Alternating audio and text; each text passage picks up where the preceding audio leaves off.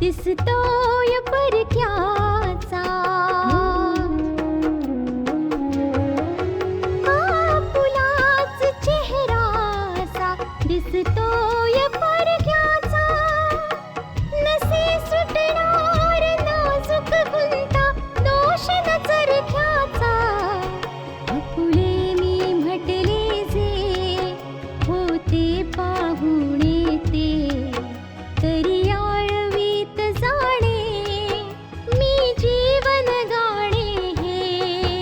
रेखा ही भाग्याची, रेखा ही भाग्याची, रेखा ही भाग्याची, रेखा ही भाग्याची. आतापर्यंत आपण पाहिलं बलराज त्याच्या घरी चर्चा करतो आणि गोविंद हे बोलून प्रकरण पुन्हा गुंडाळून ठेवतो की आशाने जॅकीला आपल्या बाजूने वळवलंय आणि म्हणूनच जॅकी खोटं बोलतोय की अजय आणि आशावर हल्ला करणारा हाच गुंड आहे. आशा हे कळल्यानंतर की ज्या मुन्नाने तिच्यावर हल्ला केला होता तोच या सगळ्या प्रकरणाशी संबंधित आहे. आशा, आशिष आणि नानांमध्ये या बाबतीत बोलणं होतं आणि आशा अखेर या निष्कर्षावर येते की अजय आणि आशावर हल्ला करायला सांगणारा आणखी कोणी नाही तर गोविंदच आहे. कायद्यापासून स्वतःला वाचवण्यासाठी त्याने हे सगळं केलंय. गोविंद मुन्नाचं नाव समोर आल्यामुळे मुन्नाला पळून जायला सांगतो. आता पुढे बस, मला काहीही ऐकायचं नाहीये, काहीही ऐकायचं नाहीये. पण हे सत्य तुला ऐकावंच लागेल. मला तुझ्या तोंडून कोणतेही सत्य ऐकायचं नाहीये. माझ्यासाठी फक्त सत्य इतकंच आहे की आज जर मी या लॉकअपमध्ये त्याचं कारण फक्त तूच आहेस, फक्त तू. हा तुझा खूप मोठा गैरसमज आहे. ज्यांना तू आपलं समजतोयस ना, तो तुझा सगळ्यात मोठा शत्रू आहे. मी तुला सांगितलं ना, मला तुझं काही ऐकायचं नाहीये. चालती हो इथून, मला तुझं तोंडही पाहायचं नाहीये. Just go. इतका तिरस्कार करतोस माझा? हो. ठीक आहे, आता हे बघायचंय की तुझा तिरस्कार जिंकणार आहे की माझी आस्था. माझी सगळ्या नात्यांवर आजही तितकीच आस्था आहे. म्हणूनच मी माझ्या प्रत्येक धर्माचं पालन करीन. मी वटपौर्णिमेचा उपवास करणार आहे. का? कशासाठी? माझ्यावर आणखी एक उपकार करायला? आणि मी विचारतो की आपल्यामध्ये उरलेलंच काय आशा? आणि असा कोणताही प्रयत्न आपल्यामधल्या कोणत्याही संबंधांना किंवा नात्यांना जिवंत नाही करू शकत. नाती मूळच मरत नसतात. हं, मला माहिती आहे तू नाती मारून टाकण्याचा खूप प्रयत्न केलास, पण मी हे नातं नाही मारू देणार.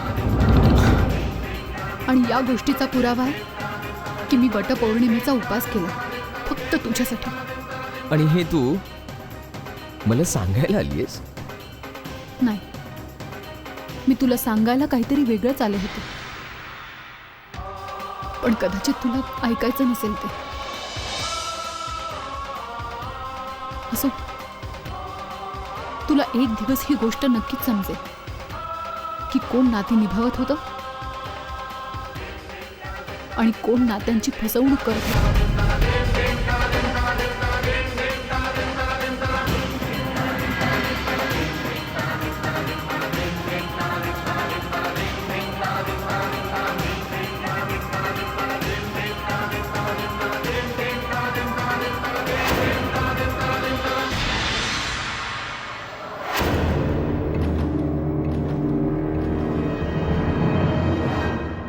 ओहो, तुम्ही आणि इथे?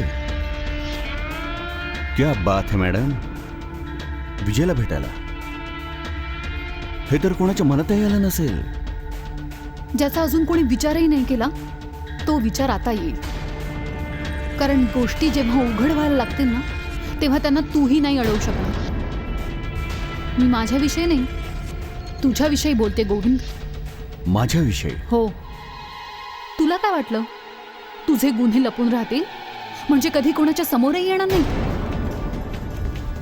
गुन्हे मुळीच लपून राहत नाहीत. एक ना एक दिवस सगळ्यांच्या समोर येतातच ते. अगदी तसाच जसा तुझा गुन्हा माझ्या समोर उघड झालाय. काय बडबडतेस तू? मला माहितीये विजय आणि त्याच्या कुटुंबाला तू पूर्णपणे आपल्या मुठीत ठेवलंयस. विजय माझं बोलणं ऐकूनही घ्यायला तयार नाहीये. पण मी तुझे गुन्हे सर्वांसमोर आणल्याशिवाय राहणार नाही. अशा कोणत्या गुन्ह्याविषयी बोलताय तुम्ही? मी कोणताही गुन्हा नाही केलाय. तुम्ही उगाचच माझ्या मागे लागलात. मी अजयच्या खुनाच्या गुन्ह्याबद्दल बोलते. माझ्यावर गोळ्या झाडण्याच्या गुन्ह्याबद्दल बोलते. तुझं हे सत्य माझ्या समोर आलेलं आहे. तू माझ्यावर आणि अजयवर गोळ्या झाडायला लावल्या जेणेकरून मी तुला रोहितच्या खुनाच्या आरोपाखाली शिक्षा मिळवून देऊ नये. हा सगळा खेळ तू खेळलायस. काय मूर्खासारखं बोलतेस तू? हा मूर्खपणा आता लवकरच सत्य बनून कोर्टाच्या समोर येईल. मग तुझ्यासाठी फक्त एकच गोष्ट शिल्लक राहील, फासाचा दोर.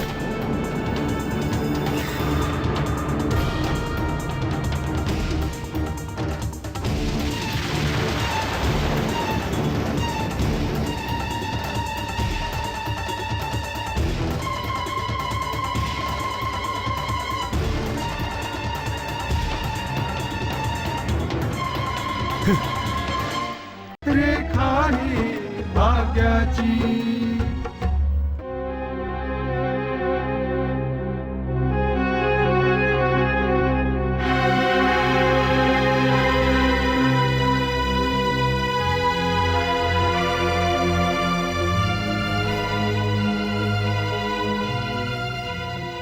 कसे आहात जिजू?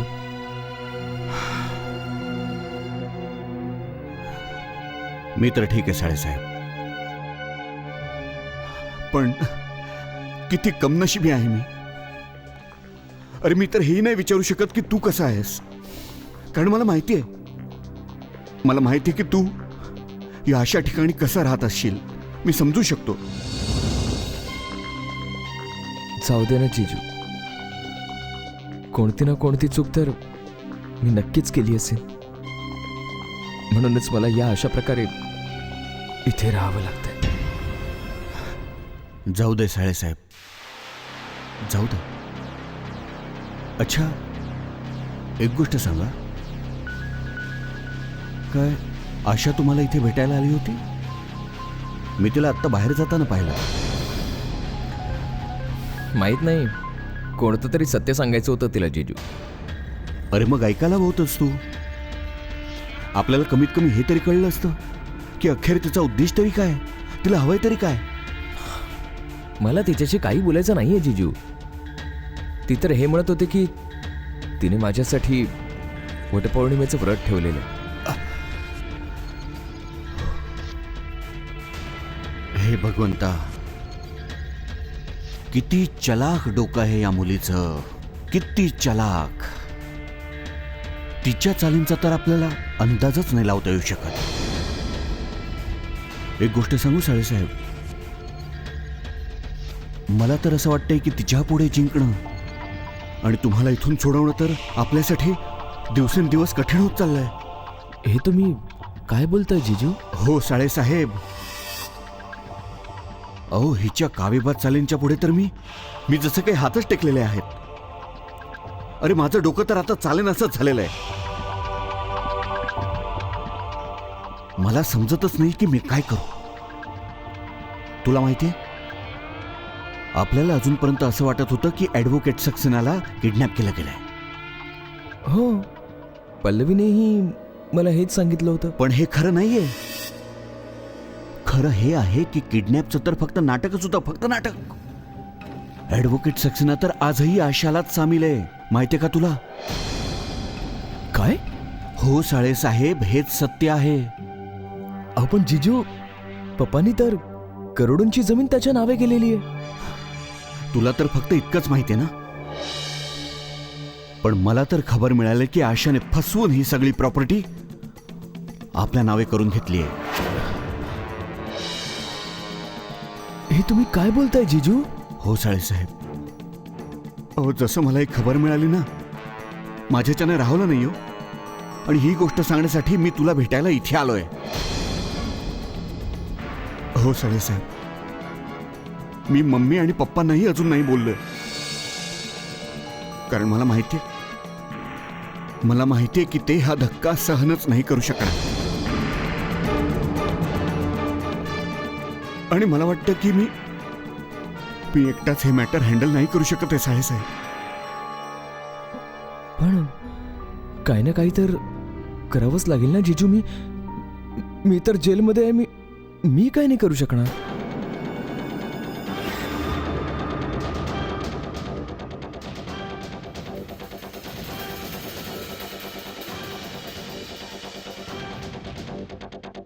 तुम्हाला इथून बाहेर पडावं लागेल साळेसाहेब. कुठल्याही परिस्थितीत तुम्हाला इथून बाहेर पडावंच लागेल. पण कसं जिजू? या कोठडीचं गज तोडून मी कसं काय निघू शकतो? आपलं घर उद्ध्वस्त होण्यापासून वाचवण्यासाठी तुम्हाला इथून बाहेर पडावं लागेल. स्वतःला निर्दोष सिद्ध करण्यासाठी तुम्हाला इथून बाहेर पडणं खूप गरजेचं आहे साळेसाहेब. कसं ते मी तुम्हाला सांगतो.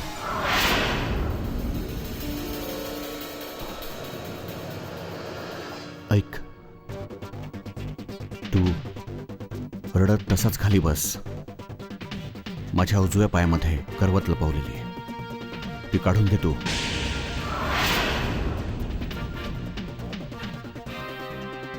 ती करवत तुला हे गज कापायला उपयोगी पडेल. आणि हे काम तुला आजच करावं लागेल. मी रात्री 12 वाजता तुझी वाट बघत थांबेन जेलच्या बाहेर गाडीमध्ये. साळेसाहेब, हे काम तुला अतिशय सावधपणे करायचं आहे, समजलं तुला? आपल्याकडे फक्त 2 दिवसांचा वेळ आहे. जर ही वेळ आपल्या हातून निघून गेली ना, तर ती सगळी प्रॉपर्टी आशाच्या नावे होईल. आणि होऊ शकतं की मम्मी आणि पप्पा हा मोठा धक्का सहनच नाही करू शकणार, समजलं? ठीक आहे, आता तू हळूहळू खाली बस आणि रडायचं नाटक कर. बस.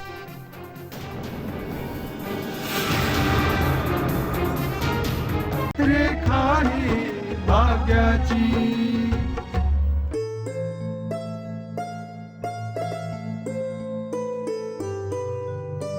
अरे मम्मा, तू तयार झालीस? हो बाळा. पल्लवी कुठे? मम्मा ती तर हॉलमध्ये बसली होती, मोबाईलवर विजयच्या घरच्यांशी बोलत होती. अच्छा. मम्मी, पण दीदी खूप उदास होती. मम्मा, अशा उदास मनाने वटपौर्णिमेचं व्रत करायचं मग काय उपयोग आहे? व्रत तर तिने विजयसाठी केलंय ना बाळा. आणि जर तोच जवळ नाहीये तर उदास तर वाटणारच ना तिला.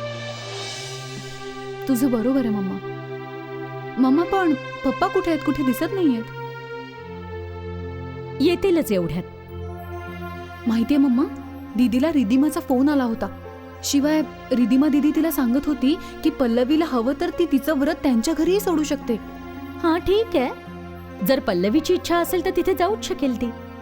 पण मम्मा, दीदीने तर नाही म्हटलं. दीदी म्हणत होती की त्यांच्या घरात सण तर सगळेच साजरा करत असतील, पण सगळे खूप उदास आहेत. साहजिकच आहे ना बाळा.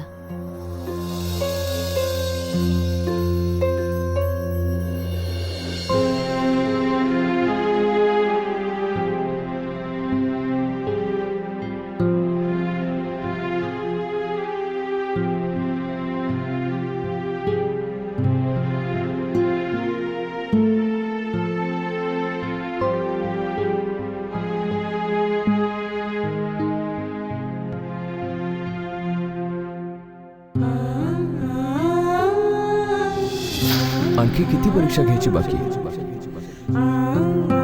हे माझ्या नाही तुझ्या प्रेमाचं फळ आहे की आज मी या घरात आहे, तुझी बायको झालेली.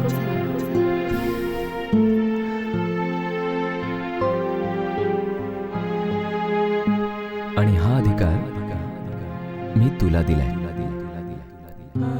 कारण मला तुला सुखी झालेलं पाहायचंय.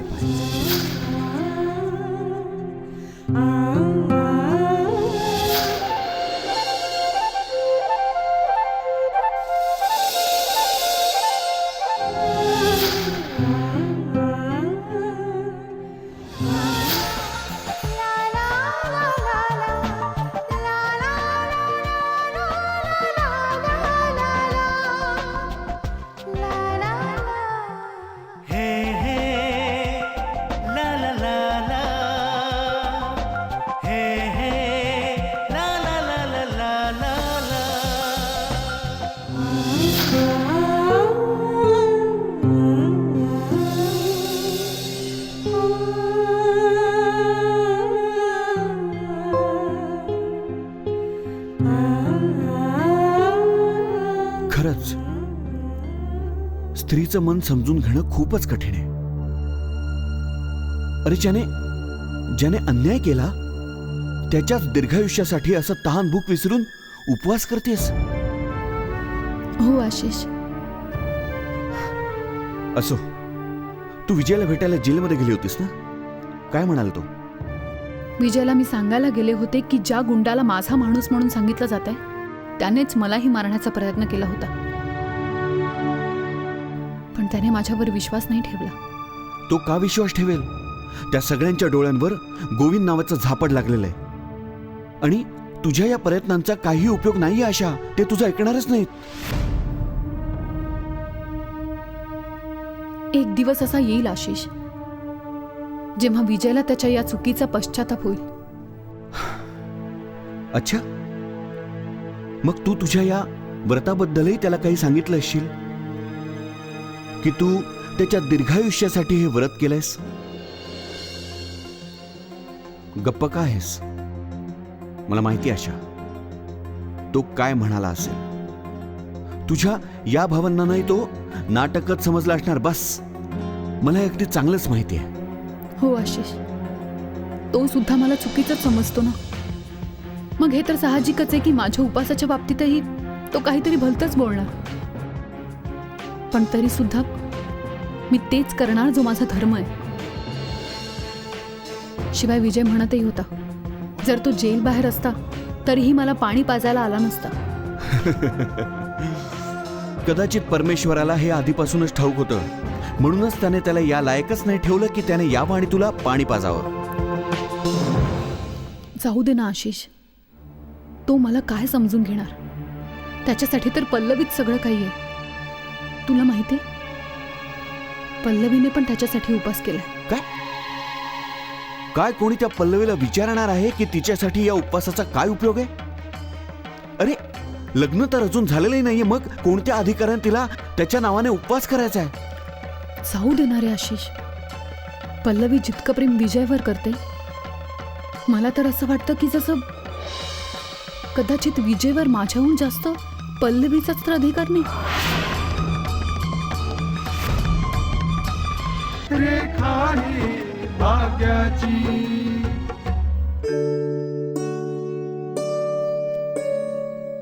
हे काय मामा, अगं आज वटपौर्णिमा आहे आणि आजही तू उदास आहेस.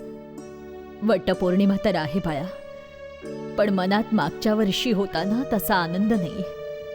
सण तर आपण नाईलाज म्हणून साजरा करतोय. तिकडे विजय जेलमध्ये आहे, त्याच्याशिवाय आपण सण कसा साजरा करू शकतो? तू बरोबर बोलतेस मामा. बरं चल, गच्चीवर जाऊया, चंद्रोदयाची वेळ झालीय. जावई बापू कुठे आहेत? दिसत नाहीयेत कुठे. मी तर फोन केला होता तेव्हा म्हणाले की थोड्या वेळात पोहोचतो. ते तर ठीक आहे, पण चंद्रोदयाची वेळ झाली आता. एव्हाना तर यायला हवं होतं त्यांनी. माहितीये मम्मा, आजकाल ना त्यांच्या काही लक्षातच नसतं. बघावं तेव्हा विजयविषयीच बोलत असतात. रात्री तर त्यांना झोपच लागत नाही. काल म्हणत होते की कुणास ठाऊक विजय जेलमध्ये कसा राहत असेल. मला माहिती आहे का रिद्धिमा, जावई बापू या सगळ्यामुळे खूप दुःखी आहे. माहितीये पप्पा, आज ते विजयला भेटायला जेलमध्ये गेले होते. त्यांनी विजयला खूप समजावलं की काळजी नको करूस, आपण लवकरच त्याला सोडवू. आणि गोविंदला तिथे आशाही भेटली. काय काय? हो पप्पा, कुणास ठाऊक आशा विजयला का भेटायला गेली होती. त्या अपशकुनी आशाची ही हिंमत की ती विजयला भेटायला जेलमध्ये जाते. जाऊ दे ना मम्मा, चल टेरेसवर जाऊया. चल. हो हो, चला. जावई बापू पण येतच असतील.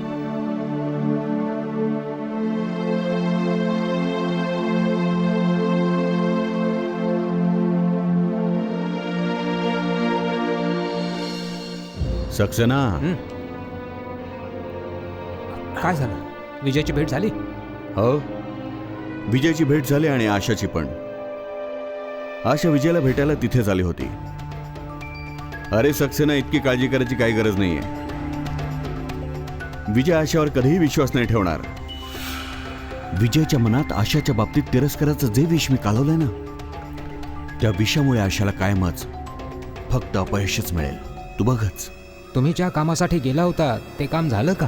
अरे होणार कसं नाही. मी विजयला इतकं उकसवलंय की तो आज रात्री जेलमधून पळून जायचा प्रयत्न करेल. आणि त्यानंतर पळून जाताना पोलिसांच्या गोळ्यांना बळी पडेल. आणि ना तपास, ना कोर्ट, ना कचेरी.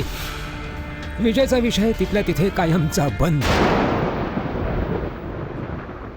मी शेवटचं सांगतो, तिकडे थांब, नाहीतर गोळी झाडेन मी.